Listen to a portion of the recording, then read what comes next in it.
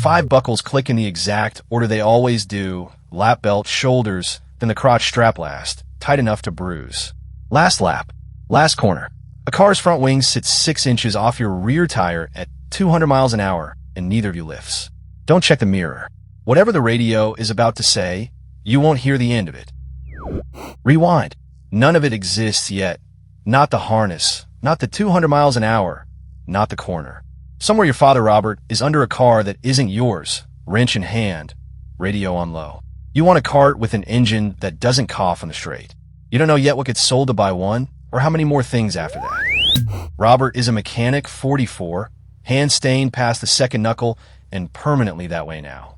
Your cart runs last year's tires. Everyone else on the grid is on this year's compound. 4/10 a lap faster before anyone even presses the pedal. The harness is an adult one, cinched down 3 extra notches, hanging off your shoulders like a hand-me-down coat. You win anyway, on tires nobody else would race.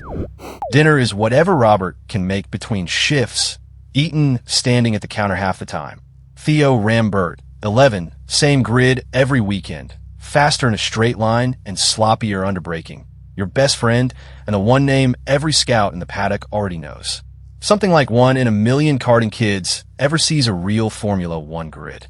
Neither of you says that part out loud. Regional final, wet track, Theo half a second up going into the last chicane. You brake later than the tires should reasonably allow. The back end stepping out just enough to scare you, and not quite enough to spin. First place, by 0.02 of a second. Theo shakes your hand through the window net before either helmet comes off. The last season winning ever feels this simple. The Aston in the garage was Robert's, restored over 11 winters, the one thing that was ever just his. He sells it for an engine upgrade you never asked for and can't say no to. Money buys the compound tires. Money buys the extra practice day. Money, it turns out, is most of what actually separates you from the 11-year-old who beat you last spring. Formula 4, age 15, and the number changes shape entirely. $500,000 for one season, more than Robert makes in 6 years combined. Silvio Conti runs the junior academy, 40 years of drivers through his cramped garage, most of them watched quietly disappearing by 20. He doesn't smile when he signs you. He checks that the sponsor patches are stitched on straight. Talent gets you noticed. Money gets you to the grid. Don't confuse the two. You sign the F4 contract in Silvio's cramped office. Sponsor logos already printed on a suit that isn't made yet. A regional tire shop, Robert's own garage, $300 from a family friend who insists it's a loan, not a gift. Every patch is a small mortgage on a season that hasn't happened. The pen shakes a little in your hand. Nobody mentions that part. Race weekend, sponsor banners overhead. A grid you still don't quite believe you're standing on. Theo's team books 40 extra test days this season. Yours books 6 because 6 is what's left after everything else gets paid for. He learns the car's real limits on a private track in April, quietly, with nobody watching the clock. You learn them live, under lights, in front of judges, in July, with everybody watching it. Formula 3 doubles the number again.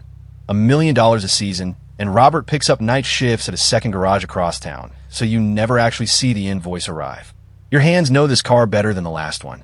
Your bank account does not know it all, but strong results start a phone ringing that never rang before. An F1 team's junior program, asking your name. A junior program scout sits across a folding table with a laptop and a stopwatch app, unimpressed by anything except lap, deltas measured to the thousandth. He doesn't ask about Robert's second job or the sponsor patches held together with safety pins. He asks one question: can you do that exact lap again on worse tires in the rain tomorrow morning? You can. That's the entire interview, start to finish. Silvio pulls you aside before the junior program paperwork gets signed, voice low enough that nobody else in the paddock hears it over the compressors. He's watched drivers with twice your talent get outspinned into ordinary jobs by 22. Not beaten on track, never once, just outlasted financially by a richer kid's father. There's a second kind of driver he's watched disappear too. He doesn't finish that sentence. Formula 2, the last rung before F1 itself. $2 to $3 million a season, most drivers paying the team rather than the other way around. 2 seasons here is normal, $6 million total, stacked on everything already spent. The harness is real FIA spec now, 5-point, a proper click instead of loose adult buckle. It is tighter across your chest than it has ever been. Theo's family runs out of runway before yours does. No sponsor left to cover a second F2 season. The seat going instead to a driver whose father owns part of the team. He gets one shot in its place.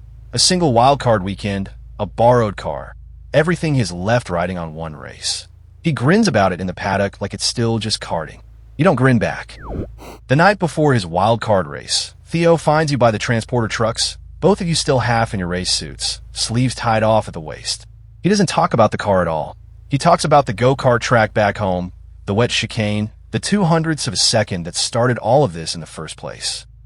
Whoever gets there first buys the coffee. Lap 11, a wet patch nobody flagged in time.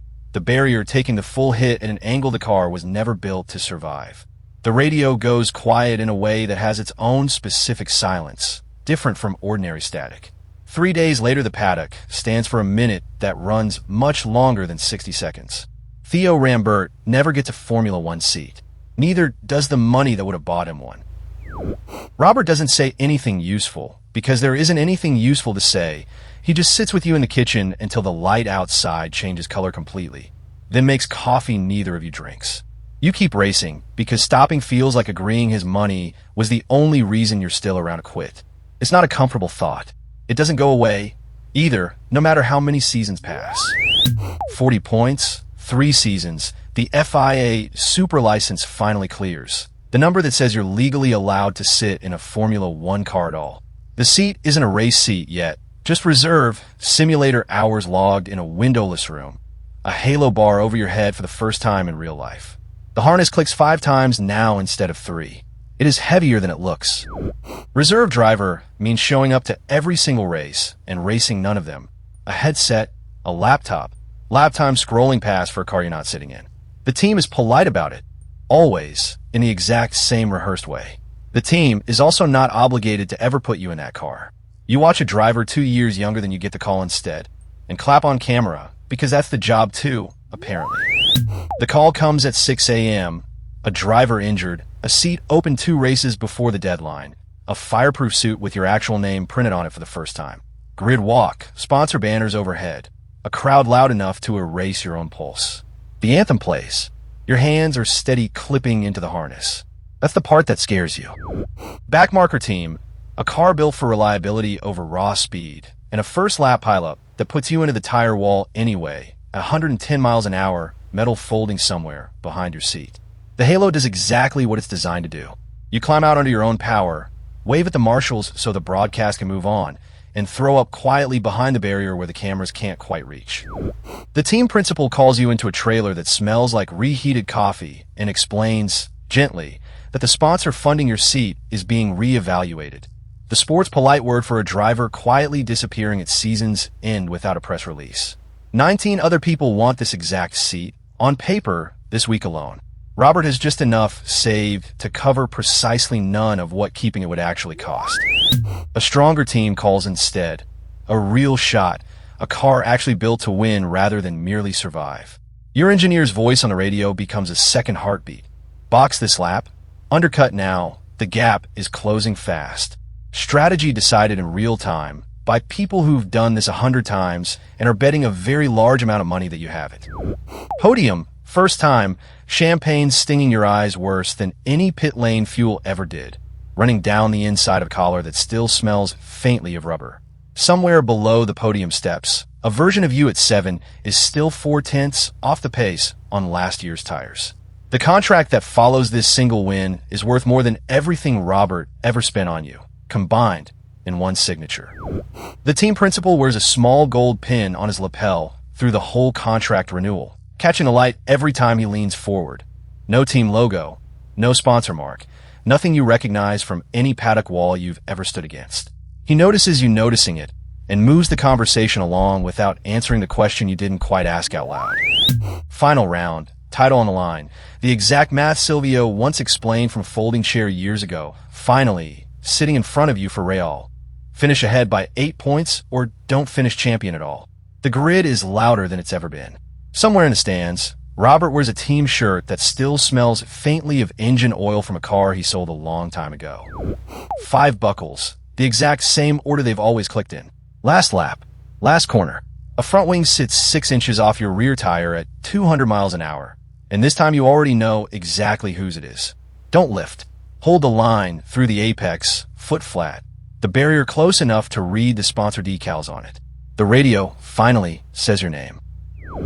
World champion, 29 years old, a number on a contract that would have covered Robert's entire life twice over, paid to you for 1 season of driving a car.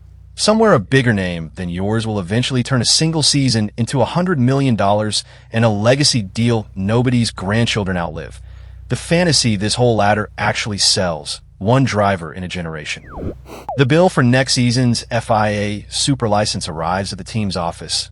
Not yours. A base fee plus a surcharge for every point you just won. Over $1 million for the paperwork that lets you legally race again. Behind it sits the real number. $215 million. The cap the whole team operates under, the actual machine that just won a championship with your name on it. A different team principal, a different boardroom, the exact same small gold pin on his lapel. Nobody explains it, and at this point you've stopped asking. Something like 1 in a million karting kids ever sits where you're sitting. Most of the ones who didn't make it had exactly your talent, and none of what Robert sold to get you here. Theo Rambert had more talent than either of you. Retirement announcement, 14 seasons. More crashes walked away from than most drivers ever get to count. Robert is 71 now, still fixing cars he doesn't strictly need to fix. Hand stained past the same second knuckle they always were. Radio still on low in the background. He doesn't ask what's next. He asks if you still remember the Aston. The garage has room for it again, if you ever want to build it back. 1 last cockpit. An exhibition lap. No title on the line, and no what chicane waiting anywhere ahead of you.